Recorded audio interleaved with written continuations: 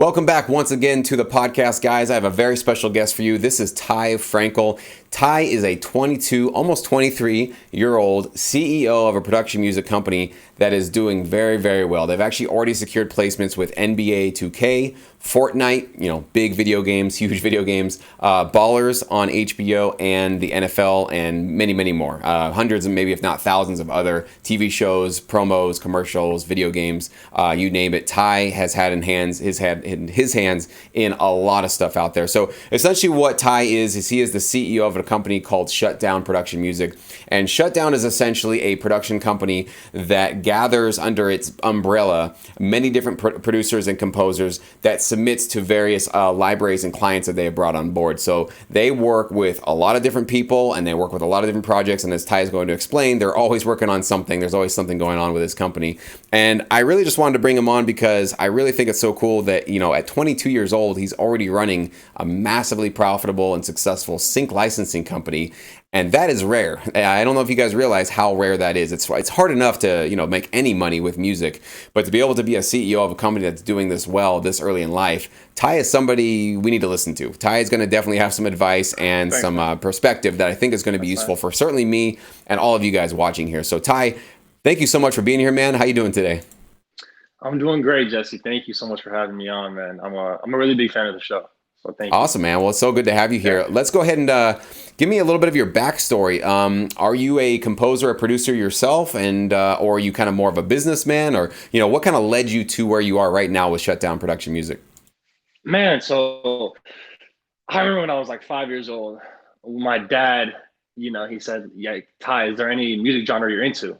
And then he like steered me towards hip hop, and I got like a CD player, and I had like Eminem. I think it was the Eminem Show, the Curtain Call, and like Outkast, Danconia, and all these different Bow Wow like albums. And yeah, that like really got me into hip hop. And since then, I've been like super, super, super into hip hop.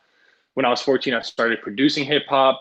Um, I'm on the internet a lot. I was on this Yahoo Answers forum for underground hip hop. We used to listen to like Atmosphere, Brother Ali, um, like old school hip hop albums too. And I loved hip hop since I was a kid. Someone started producing on the forum, so I was like, they started on FL Studio, so I was like, oh, that's it. That sounds cool. So then I started, I downloaded it and I kind of fell in love like right away. So I know some people like they start producing a couple years and they're not super serious. I was like serious day one. Right when I downloaded, I started producing like 8, 9, 10 hours a day.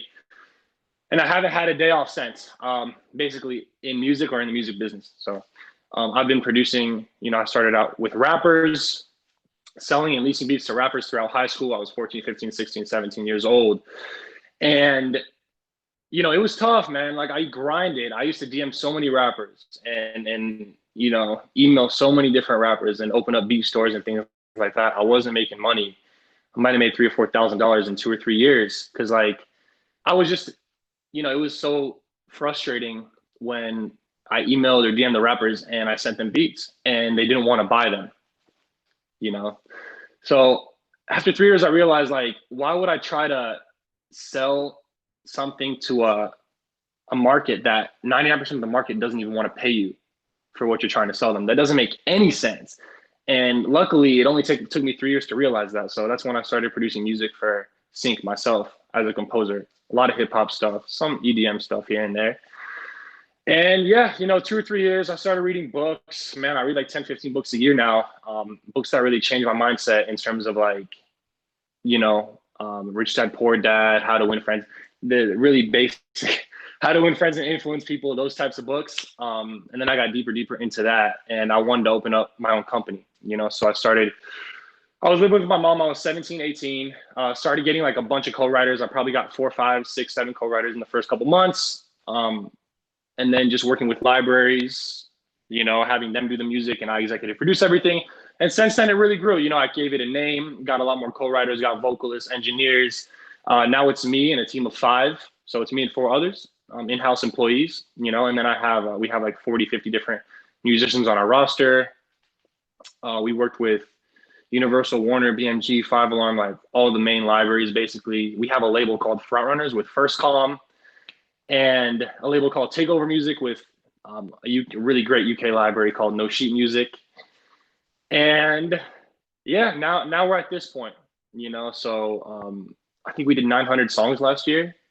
We try to do like the best quality we can. I executive produce everything myself, so we might go through 7 or 8 revisions on one track with a producer, you know, um, which is something that when I was composing, like I only saw like when I was composing, I know my beats weren't like amazing. I made songs for like Megatrax and First Calm, a couple of other libraries that weren't as big, but I only got like 1 or 2 notes back on my tracks, and they're like remove this synth here, or this snare is a little too loud, and we go through intense notes. We might go through 6, 7, 8 revisions on one track. Each revision might be like 10 to 15 notes, and obviously it whittles down as the track keeps getting done. Um, but yeah, that's where I think like we get a lot of the competitive advantage. Um, yeah. Definitely sounds like a lot of work, man. Yeah. You're like making me It, sweat just thinking about all that work that you obviously got to do.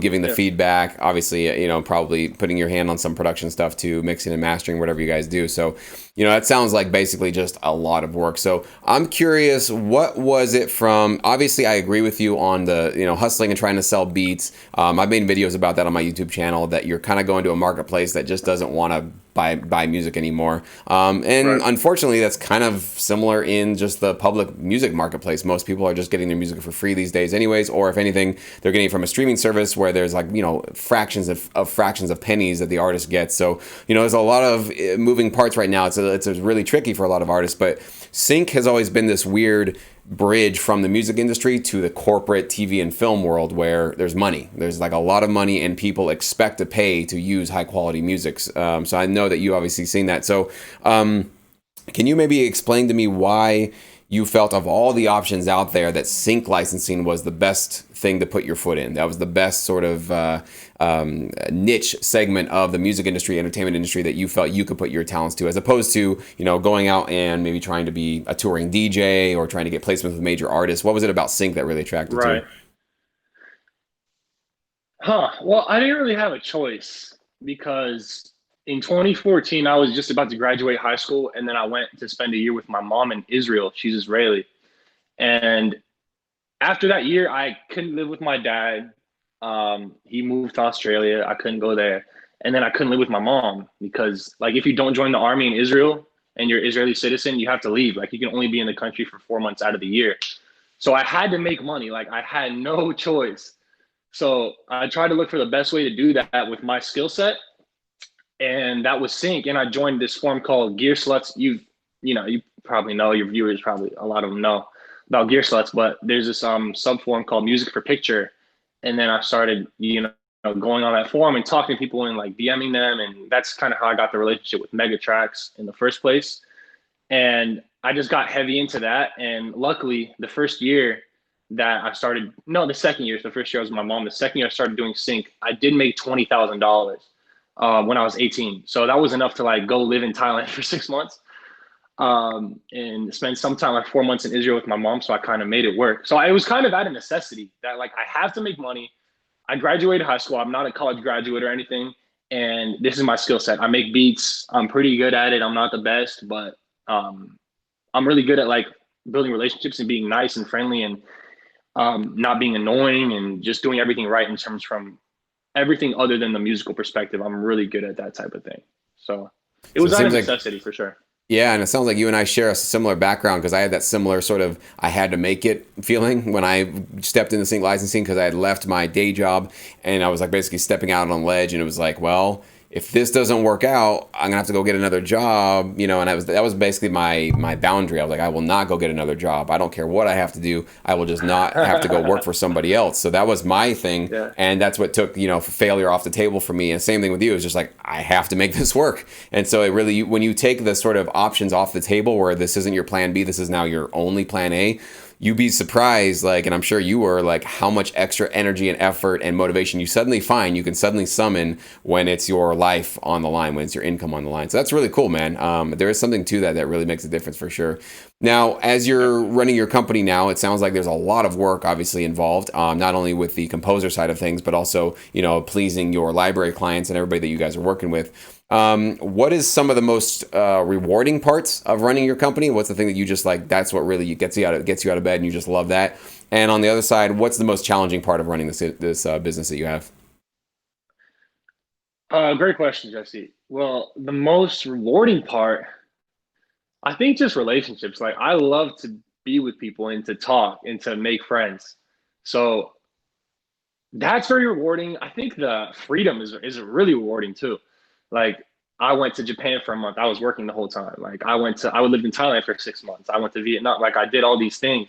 I could visit family whenever I want. I could do whatever I want other than, I'm not like I'm super rich or anything like that. So I can't do all, maybe in the future, I envision, but um pretty much anything I want to do within the realm of reality right now, I can do. I have a lot of freedom and control, and that comes with working online and um, just being just working online basically.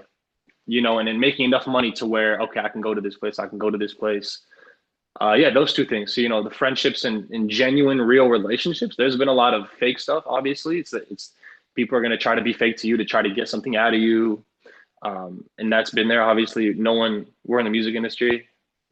And I think that's in any industry. I think it's pretty prevalent. But you can't get away from that. But I just really value the genuine relationships and the freedom that I've gotten from this Awesome, so man. How far. about the challenging Yeah. side? What's tough? Challenging stuff, man. Hiring employees. That is so hard. It's so hard, man. I started. I had one employee until May of last year, so May 2019, and then we have five now. I expanded pretty quick since May, and I probably went through 2020 with 20 employees. Like, that's not an exaggeration. So it's so hard, and like the hiring process is crazy hard. Finding great people that excel and that like go above and beyond, and that are just really genuine, honest people is something that's a lot more rare than I thought it would be. Oh, I believe it. Yeah. And the ones that do want to excel, usually they're the ones that grow on and do their own thing. And so they don't want to be the employee for too long. And so then you got to go back to square one and find another person. So yeah, I've Yeah. definitely, from the experiences of people that have a lot of employees, you're not alone on that's got to be one of the trickiest things is finding the right people. So, but that's cool, For man. sure. Absolutely. I can echo that as well. The freedom and the stability of this kind of an industry to allow yourself to. Many times I would go on vacations and I would just bring my laptop with me if there was a gig or something I needed to be producing music with, and it was like, no problem. I can do it over there. I can live somewhere, like you said. You can go to Thailand for a couple of months. You can travel the world, as long as you're able to produce and create whatever you need to create while you're on the road. This industry allows you to do that. Whereas if you were maybe a touring musician, you got to be here. You got to be in this venue, and then you got to move to that venue, and you're kind of actually stuck Yep. in some of those ways. So yeah, with the internet, you really do get to free yourself up, and it's been great because you've been in this industry for quite a few years, and I know that since as long as I've been in it, it's always been that way since 2008. It was from the start. It was I was making music and uploading. Of course, it was much slower in 2008 to upload a whole album. I remember it used to take like a Mhm. whole day to get that album up there, and then finally, and then downloading assets from my library and stuff. That stuff took forever, but that stuff has been ironed out. But from day one, this has been this kind of it just frees you up and also allows you to be more with your family, more with your friends, or do whatever you want to do. You can just spend time doing that. So yeah, that's cool, man. I'm glad that you see that stuff too.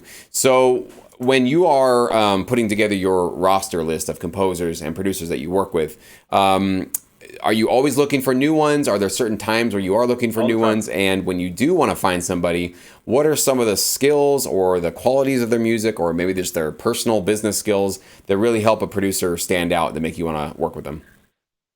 It's a few things. So it is a few things that they're all deal breakers for me. So they need to have these different traits. Otherwise, if they don't have one of them, then we can't work together. And it's basically really great music, obviously, number one, really great communication and flexibility and honesty. That's really it. I mean, if you have those four things, then and obviously a work ethic, then you're going to be very successful. I think in this business, and I think in any business, and they're all non-negotiable. So as soon as, let's say, we work someone and they have those different traits, and then one of them they stop, having the work ethic, or they stop having great music, or stop being honest or very communicative, then we're just going to drop them pretty quickly. Yeah. Yeah, that's a that's a big one, man. It's like it's tough love essentially, but that's exactly what people need to know. You need to. I made a video, I think it was 2017, where I said being nice is pretty much one of the most important qualities you can have in this industry. And what I meant by that is you can have 10 out of 10 tracks that are just super top quality, but if you're a jerk, like if you're dragging your feet, you don't want to get feedback, right? You get a producer that's like, I'm not taking any revisions, any notes on my stuff. My stuff's perfect, right? Libraries, they might like your music, but they're not going to like it for that long, because at the end of the day, life is short, and we really want to work with people that we love to work with, that are fun to work with, that are enjoyable, that are great to communicate with, that can take some feedback, some helpful constructive feedback. And like you said, they're responsive. They don't just ghost us, not just gone for a couple of weeks, like what happened to them. And I can really want to double down on that like if producers want to start getting these opportunities landing on their feet, like you obviously have opportunities and a huge workload just like piling up at your feet. Well, that's not luck. That didn't just happen. Okay. Ty, you work really, really hard for what you do, and you obviously put yourself in a position to be reliable, to have great communication, to be easy to work with, to be a fun person, to be a nice person. So to have all those with you, it's like, no wonder the universe is just throwing you things, right? No wonder people want to work with you. No wonder there's a lot of great things coming your way. And it's the same thing for the producers that I'm, talking to now, watching this podcast or listening to this. Is you can have great music, and that's certainly a big part of this, but it really isn't the most important part. In fact, like Ty said, and I will agree with this, I am not the best producer on earth. I am really just an adequate average producer. I mean, I am not top level. I am, I can get by. That's essentially where I know where my level is.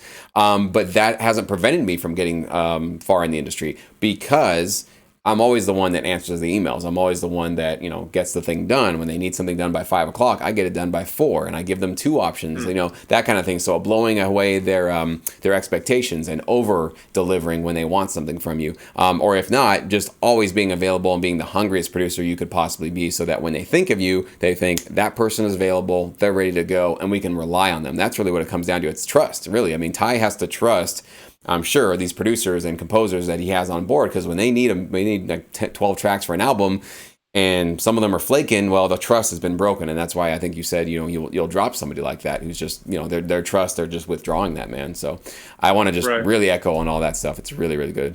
I actually want to make another point on that. Why not, like, you get feedback on tracks, you send people feedback on your tracks. Why not send people examples of, hey, this is how I communicated with this library. This is how I communicated with this person.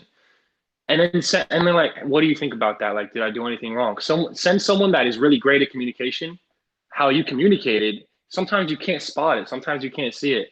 So they'll give you feedback, maybe 2, 3, 4 different people, what you did right, what you did wrong. Maybe you could do this better, because it's just as important as the music. So I've never heard of anyone doing that. Like, hey, how did I communicate on this project? How did I communicate on this album? And I think that's just that would be a really great thing for producers to do. That's a great idea, man. Yeah, I've never even heard of something like that either. But it's really good for somebody that has, like, if you know someone that has, like, they're great at writing, they're great at speaking, they're great at just like communicating their ideas. It is true, especially with written, with email. Sometimes, when you don't hear the tone of voice and you get a note, sometimes it's like, man, that hurts. Like, that kind of feels like it's just like a personal attack or something. So, and that's sometimes hard to understand. So, many times the best way, if there's really a hard communication going on, or a unclear back and forth going on, pick up the phone with your library and get them on the phone. That's definitely like step one. Is like, you want to make sure that you can hear the tone of voice, that you guys are, on each other's team. Like, that's really what it comes down to. When communication breaks down between composers and their libraries, it's like this sort of feeling like, are they really on my team? Like, do they really care about me? Are they trying to actually do something with my music? Or are they just tolerating me and just whatever, And so sometimes just getting on the phone, hearing somebody's tone of voice and understanding, they're like, no, we're still partners. We're still on the same team here. We just had a miscommunication, or maybe we put some feedback in a way that, it came across pretty harsh to you, but we'll make sure we understand, that you understand that we still like what you're doing, but we just need to make it work so that we can get it placed, so that you can get money. So it actually helps you in the end to get that kind of feedback. And that takes a bit of maturity to kind of get past the sort of, the little sting of like, wait, my music wasn't perfect. Like, no, sometimes it's not. And oftentimes it's obviously not. But what they're doing is they're like giving you the secrets to success. They're telling you like, hey, we're going to do the homework for you. Change this, change that, change this. And then this track can be much more licensable for our partners so you can get more placements. Like you should be jumping all over those. And when you get notes, you should be excited, right? It should be a really, really exciting thing. So that's cool, man. Anyways, thank you so much for that, all that good stuff there, Ty. If you could give some maybe advice for those that are just getting started in this business, somebody that maybe wants to succeed in sync licensing wherever they are. Let's say they want to work with a library, they want to start a production company like you, or they want to even start a library. Maybe some words of wisdom you can give to somebody who's just getting started right now, especially somebody at your age, 22, and maybe some of the advice that helped you to get to where you are right now. Right. So what I did is like, let me think this. You can go a lot of different ways with this question. One thing I think is to just be relentless. And when I started, in terms of reaching out to co-writers, in terms of reaching out to libraries, reaching out to any other producers, artists, engineers, anyone, I was reaching out to like 5 to 10 people a day. Custom, I used to make emails just for them, cold email or cold DM, whatever. And just reach out, man. I had good music when I was a producer. Sometimes like I made really great beats from time to time. Maybe 1 out of every 10 was like, this is fire, like really good. But yeah, just reaching out to people every day. To this day, I reach out to 5 people every single day. I call it shots. Like I take shots. So, if you don't shoot, you can't make the shot, right? So I take 5 shots every single day, which is where I just look people up on LinkedIn, on Twitter, on Instagram, whatever. And I just reach out, like maybe let's hop on a call. Maybe, we do this, blah, blah, blah. I show them a little bit of social proof in terms of what we've done as a company and maybe our music, really short email.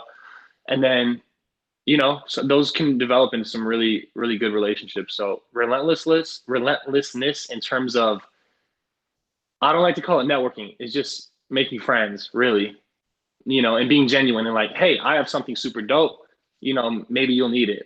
And, obviously doing research about them before, making sure that, okay, they would need dope music. Like if you're a producer, they would need dope beats, or they would need great mixing, or they would need something that I can offer them. And then you reach out. And then if they take notice and like, hey, this person does have something I need, okay, they'll reply. A really good relationship can blossom out of that. So every day, if you reach out to 5 people, like in a year, you reach out to 1,800 people, 1,900 people. So that's a very, very good way of if you have the goods, obviously that's a given, right? So if you have the goods and you're reaching out every single day to no days off, you're going to be at a really good spot. If you know how to reach out to, if you know how to, don't like, hey, check out my tracks. Like, no, it's an art, like cold emailing and cold DMing, whatever. If someone doesn't know you, it's an art, and you need to constantly refine it and test subject lines and test these different words and test like the length of the email you're doing, how many people are opening it, how many people are responding to it, so Absolutely. Yeah, just be relentless. You can't lose with that, man. Yeah, you're reaching out to that many people with like you said, you're not spamming them, of course. You're not just saying, check me out, it's all about me, but you're showing genuine interest in what they're doing and who they are. Yeah, I mean, how could you lose with that, basically? Yeah, a lot of people will ignore you, I'm sure. A lot of people just never get back, but at 5 people a day, after a while, I will guarantee that you're going to create some meaningful relationships off of that many attempts to go out there and do that, man. So that's a really, really good point there, actually. And like you said, just being relentless on that, really, really good stuff there for sure. And especially, that's a big thing about, when you're a producer and you get those royalty checks, and some of them are exciting and you're really excited, but some of them are very disappointing, and they're just, ugh, they kind of leave you this pit of your stomach feeling like, man, I just worked really hard and that's all I got, and that's like what you said, that relentlessness, that for sure is what you're going to need to summon in that moment of like, all right, here's the fork in the road. Do you want to double down, or are you done? Is that it? Like, is that enough of a punch for you that you just decided this is not really for you? So I hope, everybody needs to make that choice for themselves. I can't tell you always need to double down or you should just quit, of course, but everybody has their own sort of limit as to how far they want to go. But just know this, and I think Ty would agree, that there's no such thing as not getting rejected or not feeling discouraged or not sharing in some disappointment, right? Like Ty, you've dealt with that in your career. I've dealt with that. So that's not what separates people who are doing really well from those that aren't. What separates somebody like Ty from a lot of people that are not really doing well in sync is that he got to those points of it being like, man, like hiring those employees, like, man, this is really bummer. 20 people, I still can't find the right person. Or, we were trying to get this contract that didn't fall through. Or I really wanted to network with that person and he didn't get back to me, right? I'm sure you've dealt with all those kind of things. But the difference is Ty just pushed through it.